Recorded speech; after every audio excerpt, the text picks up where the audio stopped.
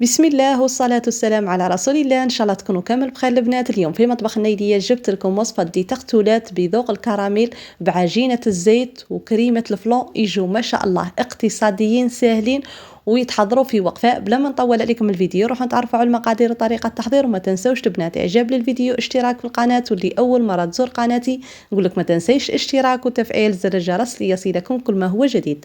اول حاجه راح نبدا بها هي العجينه. جبت هنايا في اناء حبه بيض تكون بدرجه حراره المطبخ، ونضيف هنايا رشه تاع ملح اللي هي ضروريه باش تعدل لنا الذوق. وضفت هنايا ملعقه صغيره تاع عطر الزبده. اذا كان ما عندكمش عطر الزبده تقدروا تستبدلوه ملعقه صغيره تاع فاني بودره ولا سائله اللي عندكم. وهنايا جبت كاس الا ربع نتاع سكر ناعم. اذا كان ما عندكش السكر ناعم تقدري تستبدليه بسكر عادي، من الاحسن يكون سكر ناعم. وهنا كملاحظه البنات الكاس تاع 220 ملي راح نكمل به كامل المقادير. نجيب هنايا فوي، يعني هذه الوصفه ما تستحقش كامل ضراب الكهربائي، اسهل منها ما كانش. نخلط جيدا حتى يتجانس الخليط نتاعي ونحسوا اللون تاع القوام تاعنا يتغير من اللون الاصفر للابيض. يعني هنايا في هذه المرحله لازم تخلطي جيدا. في هذه الاثناء بعد ما خلطت وتحصلت على قوام كريمي وتغير اللون تاعو كما راكم تلاحظوا، نجيب كاس الا ربع نتاع زيت، يعني نفس الكاس اللي كيل به السكر راح نكيل به الزيت، كاس الا ربع نتاع زيت. ونخلط جيدا. ضروري في هذه المرحله البنات انكم تخلطوا جيدا. كما راكم تلاحظوا الزيت راه بقى يطفو السطح، يعني لازم يتجانس في الخليط ويولي القوام كريمي وهذاك الزيت تاعنا ما يبانش. هذه ملاحظه مهمه هكذاك باش العجينه تاعكم ما تجيش مزيته من الفوق. وهنا بعد ما تجانس الخليط نتاعي وتحصلت على هذا القوام، في هذه الاثناء راح نستغنى على الفوي ونضيف النواشف. جبت هنا كاس تاع فرينه، سعه الكاس 220 ملي كما قلت لكم البنات راح نكمل به كامل المقادير. وجبت هنا باكي تاع خميره كيميائيه ما يعادل 10 غرام، نحيت منه نصف ملعقه صغيره تاع خميره الحلويات. نخلط هنا خميره الحلويات والفرينه ونجمع عادي حتى نتحصلوا على عجينه تكون طريه ومتماسكه في نفس الوقت. يعني ما لازمش تيبسوها ياسر، ما تكثرولهاش الفرينه، وفي نفس الوقت ما تخلوهاش طريه وتتلاصق في اليد، تجي كيما عجينه تاع الصابلي. هنا كما راكم تلاحظوا مازال الخليط نتاعي نوعا ما يتلاصق. راح نضيف الكأس الثاني ولكن راح نضيفوه بالتدريج، ولازم وضروري انه الفرينه تاعك تكون مغربله من قبل. وهنا راني عطيتها لكم بالمقدار المضبوط هكذاك باش كامل تجربوا الوصفه وتنجحوا فيها. وكما قلت لكم البنات راه على حساب الحجم تاع البيض وعلى حساب الفرينه تاعك، كاين اللي تشرب وكاين اللي ما تشربش. هنايا راح نضيف بشويه ونشوف. كما راكم تلاحظوا هنايا راني كل ما نشوفها طريه راح نزيد الفرينه حتى نتحصلوا على القوام المطلوب.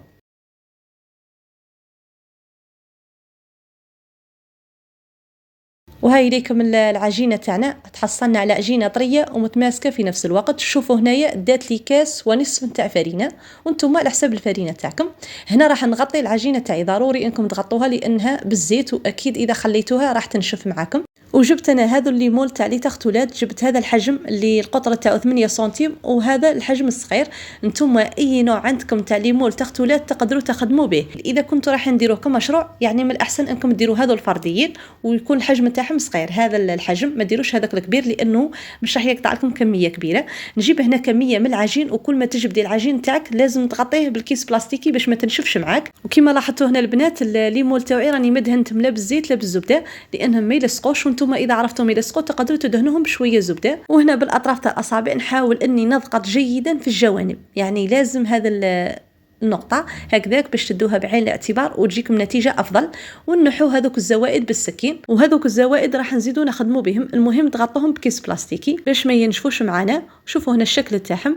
هنا كملاحظة مهمة واللي هي ضرورية جدا في هذه الوصفة، انك العجينة تاعك تكوني تحلي فيها في المول، ما تخليهاش رقيقة ياسر حتى يكون المول يبان منها، يعني ما تخليهاش شفاف، لازم تخشنيها شويه لانه الكريمه تاعنا تاع الفلون راها فيها كميه من السوائل وراح تطرينا العجينه. لهذا العجينه تاعنا تاع التختولات خدمناها بالزيت.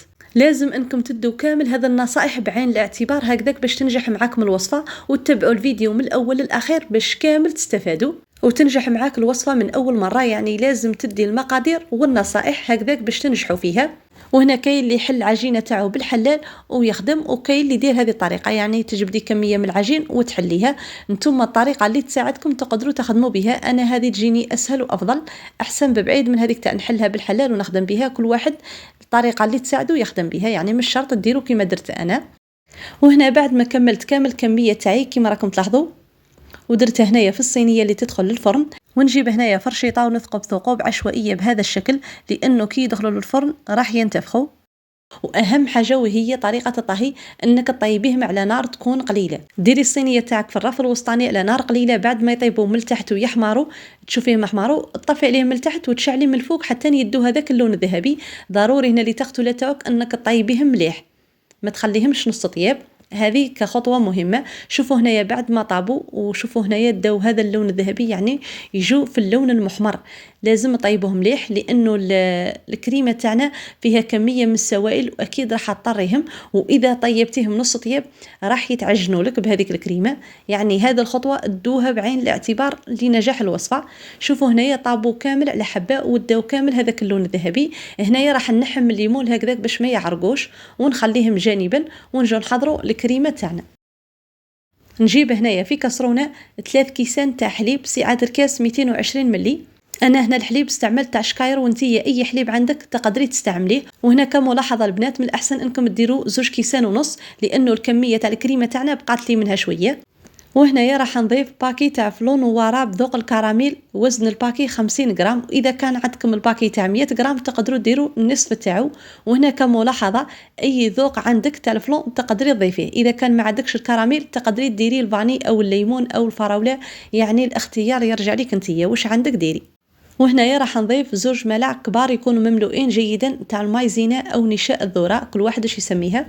وضفت هنايا 2 ملاعق كبار نتاع السكر. اللي تحب الحلاوه معتدله دير 2 ملاعق كبار، واللي حابه تنقص تقدر دير ملعقه فقط نتاع السكر تكون مملوءه جيدا. وهنا نجيب فوي ونخلط بارد في بارد، وندو الكسرونه تاعنا على النار مع التحريك المستمر على نار تكون قليله. بعد ما يثقل الخليط ويدير هذوك الفقاعات راح نطفي عليه مباشره. وها هو لكم الخليط نتاعنا وهو سخون. راح نضيف كلمسه اخيره ملعقه صغيره تاع عطر الكراميل، او اي عطر عندكم على حساب الفلون اللي درتوه نتوما. اذا كنتو درتو تاع القارص تقدروا ديروا ذوق القارص، اذا درتو تاع الفراوله تقدروا ديروا ذوق الفراوله. كيما تقدري تستغني على الاذواق، يعني هنايا حبيت نعزز الذوق تاع الكراميل فقط. هنايا والخليط تاعي سخون مباشره راح نفرغ الخليط نتاعي في اللي تقتلته وهو سخون بهذا الشكل. وحاولي انك ما تعمريهاش حتى للحافه، لان رانا رايحين نديرو ديكوجيل بذوق الكراميل كطبقه اخيره. وهذه الكميه كامل تاع لي تغتولات اللي خدمناها بحبه تاع بيض واقل من كاس تاع زيت، وخاصه اذا خدمتيهم بالليمون الصغار راح تقطع لك كميه اكبر. هنايا بعد ما نفرغ كامل هذه الكميه، كما قلت لكم البنات راها بقات لي من الكميه تاع الفلون، يعني من الاحسن انكم ديروا 2 كيسان ونص تاع حليب هكذاك تجيك مسوسوه. هنا راح نخلي الخليط نتاعي يبرد جانبا، يعني ما ندخلوش مباشره للثلاجه. بعد ما تحسيه تماسك دخليه للثلاجه يبرد حوالي 3 ساعات. شوفوا هنا الكميه اللي بقات لي. وفي هذه الأثناء راح نحضروا ديكوجيل بذوق الكراميل صنع منزلي. نجيب هنا في كسرونه نصف كاس نتاع السكر، ونجيب هنايا كاس الا ربع، بنفس الكاس راح نكمل به كامل المقادير، كاس الا ربع نتاع ماء. ونضيف هنايا ملعقه صغيره مملوءه جيدا بومبي تاع مايزينا، ونخلطها جيدا حتى تتجانس في الخليط نتاعي كما راكم تلاحظوا. ونخلوها هنايا جانبا. ونجيب هنايا ملعقه خشبيه وندير الكسرونه تاعي على النار حتى يذوب كامل هذاك السكر. هنا بعد ما تكرمل هذاك السكر تاعي وجاء اللون تاعو ذهبي، يعني ما تخلوش حتى يحرق، تنحوه على النار. ونجيب هذا الكاس اللي خليته جانبا. شوفوا هنا المايزينا هبطت لتحت، حاولي انك تخلطيها بملعقه وتفرغيها على الخليط. شوفوا هنا مباشره راح تتحجر معنا هذيك الكراميل. واش نديروا؟ نروحوا ردوها على النار مع التحريك المستمر على نار تكون قليله حتى تبدا تذوب هذيك الكتله تاعنا. شوفوا هنا راها بدات تذوب هذيك الكتله، نبقى نحرك فيها بالملعقه على نار تكون قليله حتى تذوب تماما ويجي القوام تاعو املس.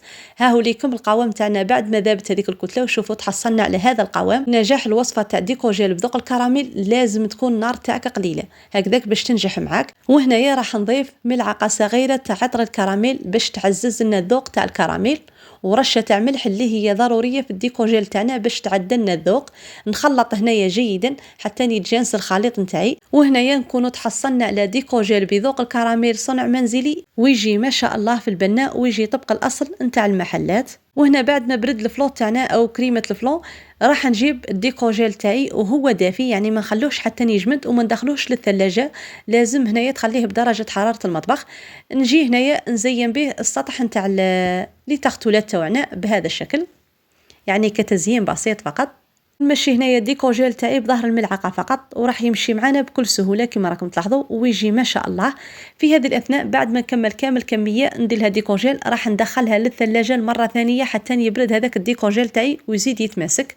هنا بعد ما خرجته من الثلاجه راح نزينه كلمسه اخيره بالكاوكاو، يكون محمص وملح رقيق. كما نعرفوا الكاوكاو يتمشى ياسر مع ذوق الكراميل ويعطي بنه ما شاء الله. وهنايا كيما تحبي تزينهم زينهم، يعني الاختيار يرجع ليك نتيا. هنايا بعد ما كملت كامل كمية راح نشوفوا لي تختولات تاعنا في صحن التقديم. شوفوا هنايا لي تختولات تاعنا، هذاك الحجم الكبير كنت درتهم في الصحن الابيض، وهذو صغار درتهم كما راكم تلاحظوا في هذه الصينيه. شوفوا هنا الشكل تاعهم جا ما شاء الله البنات، خاصه لعشاق ذوق الكراميل انا متاكده راح تعجبكم هذه الوصفه. وللمصداقيه راح نقسم معكم هنايا وتشوفوا القرمشه تاع لاباط تاعنا تاع التختولات وهذيك الطراوات تاع الفلون، ويجي متماسك يجي ما شاء الله. شوفوا هنايا عن قرب يعني وصفة من أروع ما يكون. وهنا راح نزيد نقسمها معكم. شوفوا هنا القرمشة، وشوفوا هذيك لاباط تاعنا كيفاش تجي تتفتت وما تجيش كامل معجنة، يعني وصفة صح تستحق التجربة. إن شاء الله تجربوا هذه الوصفة وتخلوا لي رأيكم في التعليقات، وما تنسوش تبارطاجوا الفيديو مع أصحاباتكم وأحباباتكم لتعم الفائدة. وهذا الفيديو تاعنا لنهار اليوم إن شاء الله يكون نال إعجابكم ونال رضاكم، إن شاء الله تكونوا استفدتوا ولو بالقليل. وفي فيديو قادم إن شاء الله. سلام.